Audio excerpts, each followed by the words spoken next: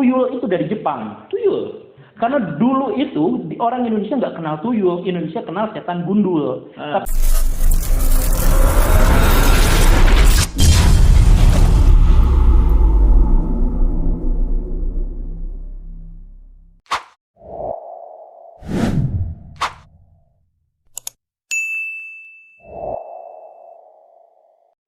Oke Pak. Kalau kita lihat Jepang itu sudah kemudian berhasil menguasai, kemudian kalau kita lihat sampai bisa kemudian menaklukkan Belanda sebagai yang menduduki Indonesia. Itu gimana Pak? Nah, gini, sebelum yang tadi, syarat untuk menjadi negara industri itu adalah dia harus menjajah.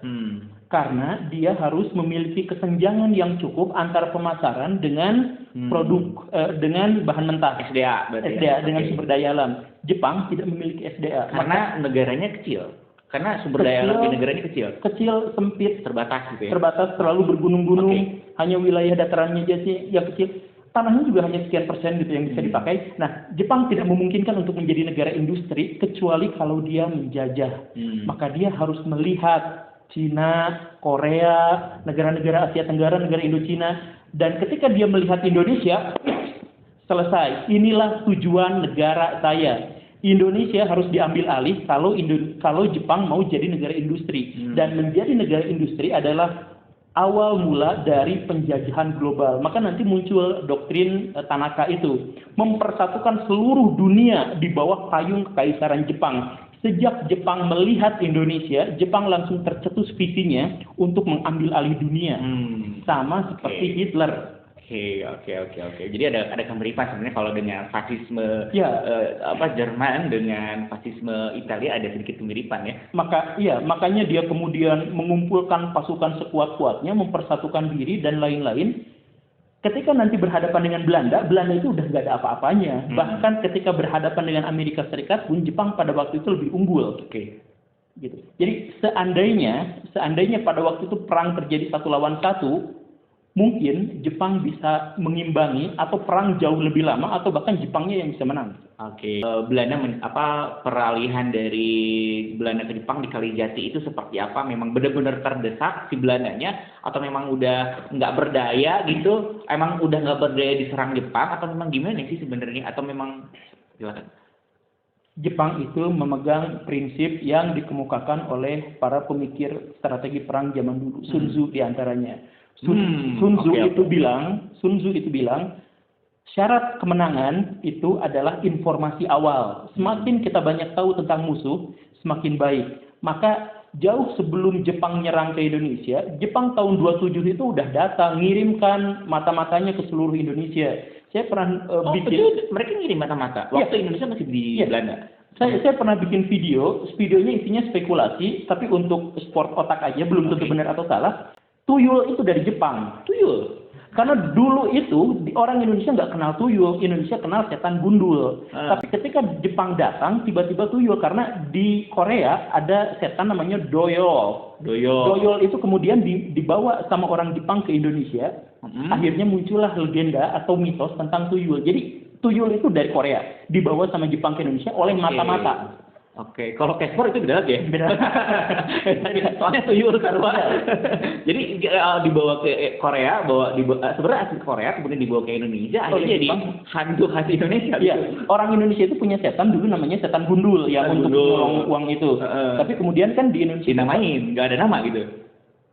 Nah, tahun 1920-an, 1930-an itu ada resesi besar di krisis Malaysia. Indonesia banyak yang dipecat, banyak yang rugi, banyak yang apa gitu. Nah, orang Jepang kan banyak bergaul sama orang Indonesia. Nah, saya gini ya, pengen kaya mendadak. Oh, kalau di kampung saya di Jepang, itu yang buat kaya mendadak itu namanya doyol. Nah, akhirnya populer lah di Indonesia karena pada waktu itu Indonesia juga lagi krisis ekonomi. Nah, tapi maksud saya lanjut ke yang tadi ya. Maksud saya adalah si Jepang itu sejak tahun 27 itu sudah memata-matai toko Chiyoda yang sport itu dulunya adalah mata-mata Jepang dan banyak lagi mata-mata Jepang di Indonesia itu. Nah, selain mata-mata juga Jepang itu mengirimkan diplomasi ke Belanda. Jadi Belanda, Anda kan sekarang maksudnya gini, kok waktu itu masih zaman pendudukan Belanda ya?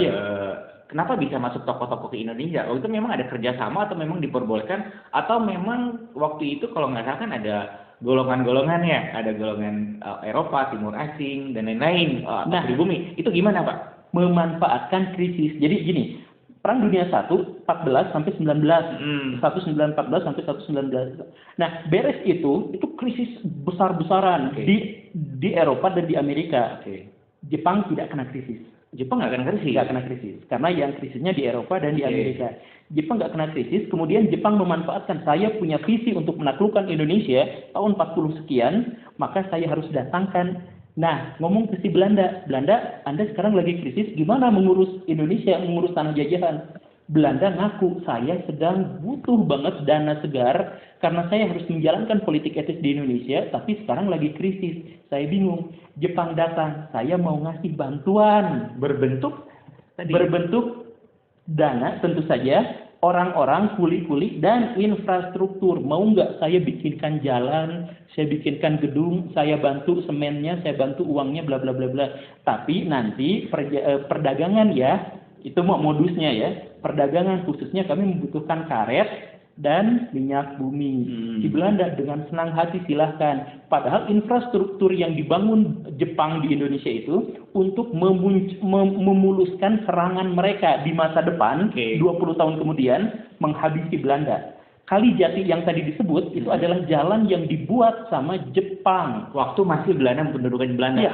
Jadi gini, ini Bandung ya. Bandung itu akan dijadikan ibu kota Belanda, dijadikan ibu kota Hindia Belanda. Ya. Bukan Jakarta. Ya. Bukan Batavia. Bukan Batavia. Okay. Kata orang Belanda pada waktu itu, kayaknya di masa depan cupu kalau bikin ibu kota di Belanda. Di Jakarta.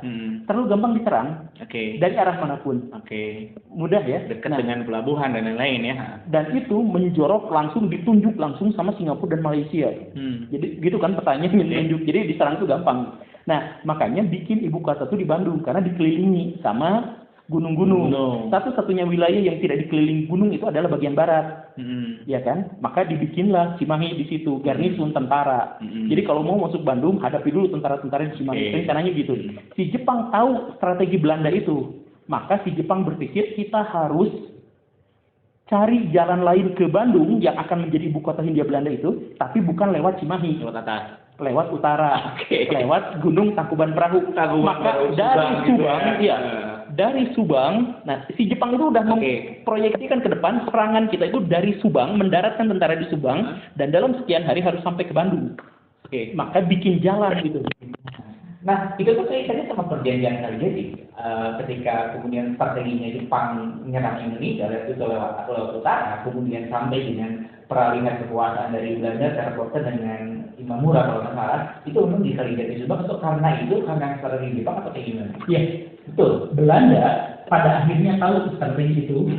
Maka Belanda mempersiapkan Abdapom, Amerika, British, Deutschland, Australia disatukan di Laut Jawa karena Jepang pasti akan mendaratnya di Subang.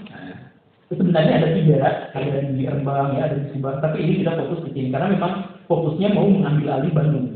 Nah, si Belanda tahu itu, maka Jepang jangan boleh datang ke Subang. Maka pasukan-pasukan gabungan tentara sekutu Abdapom tadi itu simpan di Laut Jawa. Yang sayangnya kekuatan Jepang terlalu kuat, itu ibarat main bowling. Gluduk ini yang pakirnya pecah langsung. Dan Belanda sudah tahu dia akan kalah. Maka di Kalijati itu kita tentara Belandanya diajak berunding. Menyerang nggak menyerang? Ya udah. Kata tentara Belanda ini penting. Tentara Belanda bilang saya tidak mau menyerah. Kenapa tidak mau menyerah? Karena kalau mau menyerah, kapitulasi itu minta tanda tangannya sama Ratu Belanda. Nah, si Jepang bingung loh. Kapitulasi itu atau pergantian pemerintahan itu, pengambil alihan, itu kan harus tanda tangan hitam di atas putih. Kata Belanda, yang ada ini cuma kami militernya saja. Kalau mau hitam di atas putih, minta tuh sama Ratu Belanda di Belanda. Si Jepang bingung, oh iya ya. Ya udahlah, pokoknya kamu aja dulu yang nyerah. Militernya Belanda yang nyerah di Kalijati itu. Jadi si tentara Belanda itu sudah yakin bakal kalah. Si tentara Belanda itu sudah yakin bakal diminta perjanjian, dan sejak saat itu tentaranya dikorbankan karena orang-orang sipilnya, administrasinya, pemerintahannya aslinya itu kabur ke Australia bikin nikah. Oh. Jadi nikah, ya. iya, nikah dibikin tahun 44 itu namanya sipil administrasi. Itu kan ada kata-katanya. Karena yang sipilnya memang kabur. Nah, si Kalijati itu atau Subang itu dijaga sama tentara yang sudah pasti kalah. Nanti makanya kalah, nanti mundur di Kalijati, ya udah menyerah. Walaupun pertempuran nanti sampai ke Bandung di Ledeng. Di Bandung di Ledeng itu atau dari Tangkuban Perahu sampai Ledeng itu dulu tentara-tentara Belanda itu mayat bergelimpangan di sana. Tentara Belanda tuh? Ya, jadi di Tanjakan Emen tahu ya? Tanjakan Emen sebelah selatan itu tentara Jepang datang ngabose. Orang-orang Belanda siap-siap di Gunung Tangkuban Perahu udah gini. Siap banyak gitu tahu. Udah siap ada. Iya. Orang Jepangnya santai aja, udah masuk lahan tembak, siap kayaknya bunuh diri gitu. Ya. Tahu-taunya Mitsubishi Zero dari atas. Apa itu, Pak? Pesawat Jepang. Yang di bawah tuh habis itu. Habis. Oke. Itu mayat-mayat sampai ke Ledeng itu bergelimpangan. Itu pertempurannya di situ. Karena si Belandanya apa ya? Sebagai militer dia harus mempertahankan negara, tapi dia sudah tahu bakal kalah. Makanya di Kalijati ya udahlah saya menyerah, tapi ingat yang menyerah cuma tentaranya saja. Maka nanti di akhir di tahun 45 itu Belanda kenapa harus membonceng tentara sekutu dan kenapa tentara sekutunya mau diboncengin sama Belanda? Karena dalam sudut pandang mereka, perspektif mereka adalah Belanda belum pernah menyerah oleh Jepang sehingga Indonesia masih sah milik mereka. Jadi proklamasi kemerdekaan yang nanti akan kita bahas dalam sudut pandang negara-negara barat itu adalah tidak sah dalam sudut pandang negara